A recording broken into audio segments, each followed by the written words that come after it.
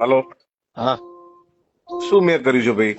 તમે આ ગાડીનો કાચ ફોડ્યો તો પછી મારે કલાક કદાચ મોડું થયું. હમ, મેં તમને પૈસા નક્કી નથી થયો દેવા ખબર કે આટલા પૈસા ઉલે છે સંબંધમાં મેં હા પાડી અને હમ. તમે ગાડી આડી ઉભી રાખી ગાડીની ચાવી લઈ લીધી મારા મારા બે ડ્રાઈવર ઉતાર્યો. મારા બે લવકુરથી સોગન જો હું એવું હલકું કૃત્ય કરતો હોય ને તો તમારા ભાઈ ભત્રીજો હાર્યો હતો ત્યારે એકડા થાર આડી ઉભી રાખી દીધી.